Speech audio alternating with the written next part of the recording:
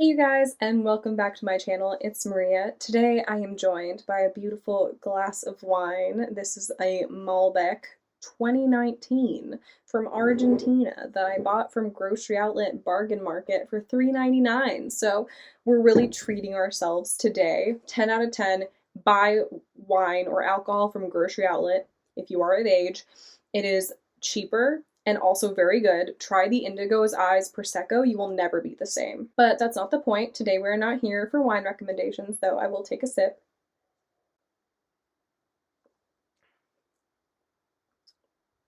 It's not bad. It's okay. It's not the best red wine I've had, but it's definitely not the worst. I maybe would drink it again, but like definitely am not dying for the day when I have another bottle. But you know, it'll be good for the video we're doing today. Today I'm going to be talking about the Brown Sisters Trilogy by Talia Hibbert. I have a lot to say, and I decided that I didn't know how to structure this video, so I decided instead I would drink wine and just ramble about each book. I have each book here with me. So obviously I'm going to be starting with Get a Life, Chloe Brown. So I just wanted this to be a fun, chill girls' night, or you know what? Guys, girls, everything in between. Literally anyone. It's going to be our night. We're going to drink some wine. We're going to talk about these books. I should start out with saying I'm not a huge contemporary romance person, but Talia Hibbert has changed my life. I am obsessed. Like, I'm genuinely obsessed with her books. I will never be able to like read another. I used to at least be like, oh, well, I don't like contemporary romance, so I'm just gonna rate this, you know, a little nicer because I know that I tend to not enjoy them. But now that I know that I can enjoy them to the degree that I did with, you know, Talia Hibbert's Brown Sisters Trilogy, like, she's ruined me. She's ruined me for any other contemporary romance. Like, I will never love a contemporary romance the way I love hers. I just don't think it's possible. Grab a glass of wine if you're of age, or a glass of, like, apple juice or something if you're not, and we're gonna have a good time today. Alrighty, so like I said, I'm gonna start with Get a Life, Chloe Brown. So, well, I'll give you the premise first. It is about a girl, obviously, named Chloe Brown, and this guy named Redford Morgan. And Chloe has a lot of chronic pain. She has fibromyalgia. She has a lot of, like I said, chronic pain that she's dealing with. And she has just started her own business. She's really good with computers and like making websites and stuff. So if she left her parents' house and is trying to start her new life and her new business, and her superintendent, I think is what he's called, Red Morgan, they don't like each other. At first sight, he reminds her of his ex. He's too attractive and her brain short circuits, so she's just kind of like angry and grumpy at him. She has a near-death experience and decides she wants to make a list to kind of make the most of her life and do things so that her obituary won't be sad when she dies. And she somehow manages to get in a situation where she enlists Redford's help with it, and it is the beginning of their beautiful love story. Ugh, I loved it so much. I also think everyone should know that this book has a cat in it. Why did no one tell me that this book was going to have a cat in it? I swear to you, I would have picked it up way sooner if I had known there was a cat, because it looks like little Luna cat. Look at this. Do you see the little cat? It's like my cat. I was so excited about it. It was so sweet. Again, the reason I love Talia Hibbert's books so much in general is because when there is a conflict, it makes sense. It's often related to past trauma. Each person is wrong. It's not that one person needs to take the blame for the conflict. And so I really like that. That's really realistic. It's not a blame game. It's not, you're wrong and you need to apologize to me. It's like, we both messed up and we both need to apologize to each other. So I really liked that. I thought this one was really sweet. I think out of all of them, this would probably be my third favorite, just because I think that I had a good time, but I definitely had a little bit of a better time with the other ones. Although I loved this. It was great. It was wonderful. What I think is really important about this, not only is the racial representation in these books really important, all three female main characters throughout the books are Black, but I also think there are so many things involved in these books that are so important and not commonly seen. She has chronic pain. Usually our society and books and movies and TV shows do not show people with chronic pain as people who like enjoy sex and want to have sex, and that's, having a good time. And I think that it's really important that we do show that, because it's not just like an able-bodied person thing. And, showing a woman with chronic pain who enjoys sex and, romance and all that, and hasn't taken over her whole life, but also does impact her life and does affect her life. I think that's really, really important representation. And also Redford has been through an abusive relationship, and showing that and showing how that has impacted his future relationships and how he interacts with people and how he honestly perceives his relationships is really, really important. So that is the first book. Truly loved it. I gave it like 4.5 out of 5 stars. Just such a wonderful, wonderful book. Wine break. Now, let's talk about my favorite of the 3. Take a hint, Dani Brown. I loved this with my whole entire heart. I gave this 5 out of 5 stars.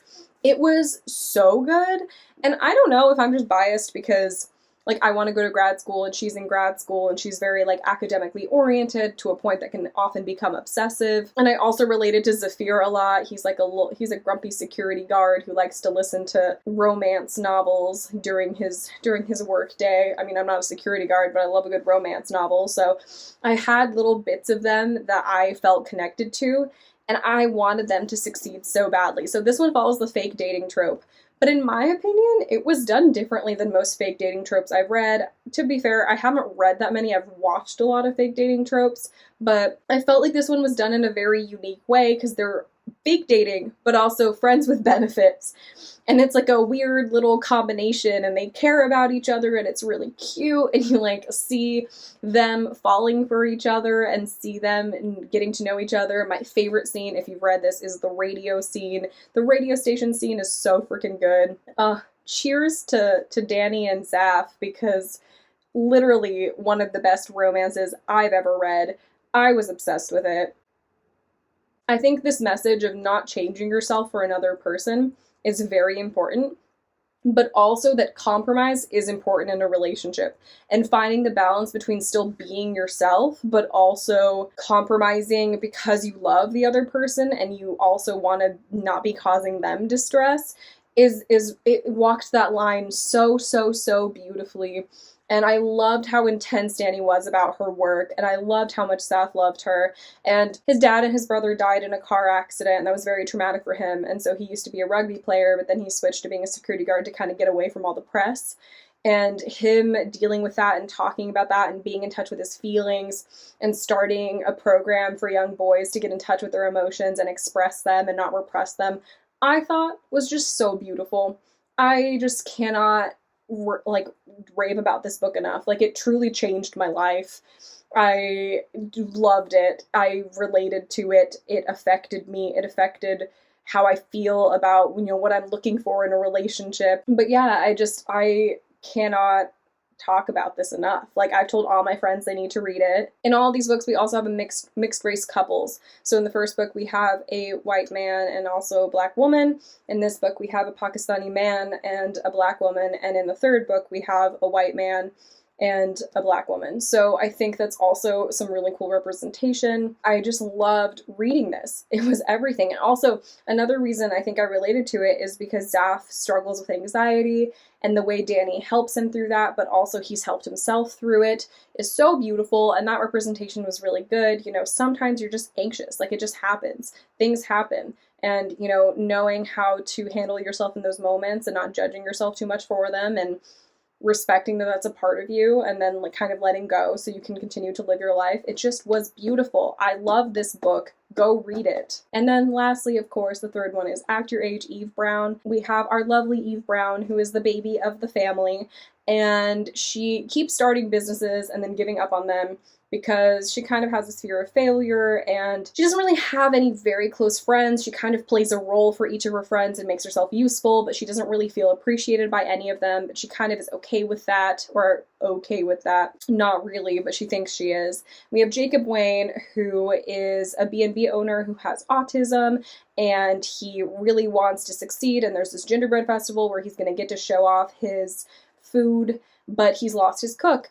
And so Eve, on that same day, gets not disowned, but kind of cut off from her parents for a year. She's given up on her wedding business, and so they decide to cut her off, and they say, you need to hold a job for 1 year before we put you back with your trust fund.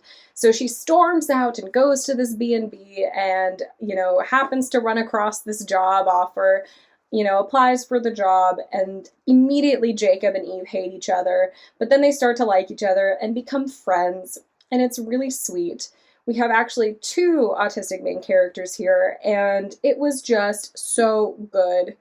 I literally laughed out loud during this book. I cringed out loud. I shrieked. I giggled. I'm so invested. I think the representation of people on the autistic spectrum, again, enjoying sex and enjoying romance and being together with someone is super important, because that's not how we portray it in the media at all. And I think doing so is really, really important and really, really beautiful. And I was so invested. And Jacob Wayne is the sweetest young man I have ever read about in my life, and I love him. Talia Hibbert's way of making flawed main characters whom you love, but also know they're not perfect, but also love them with their imperfections, not despite them. Because I feel like a lot of times people say, oh, I love you despite X, Y, or Z. No, you should love me with X, Y, or Z, not despite X, Y, or Z. All of it is a part of me. I'm the bad and the good. So I think her ability to do that is she doesn't gloss over bad things the characters do. She addresses them. There's conflict, but again, the conflict always makes sense. I'm hurt by the conflict, I am distressed, but I understand why it happens, and the resolution makes sense. Again, it's 2 people apologizing to each other for what they've done. It's not a blame game. It's mature. It's mature adults having mature relationships, and I really, really appreciate it. And it's mature adults who are not often represented in contemporary romance, and I think that's why I love her books so much, because I see myself in a lot of these characters in a way that I haven't seen myself in other characters. Even if I don't have what that particular character has or don't experience what that particular character experiences, it's more relatable to me than a lot of other romance books. So I can't recommend it enough. I absolutely loved all of these books. And again, I'm usually one of those people who I get really stuck on the person from the first book. I'm really obsessed with them, and then I don't really want to know about anyone else. I just want more of that one person. But she managed to make me love each and every person. I was genuinely emotionally invested. And the books are not that long. They're all either around 300 or a little over 300 pages. I think one was 380. And managing to make me feel that much for characters in that short of amount of time is very impressive. And I just loved them. The writing was fun. The steamy scenes were well written. I was invested. And I think that everyone should read these books.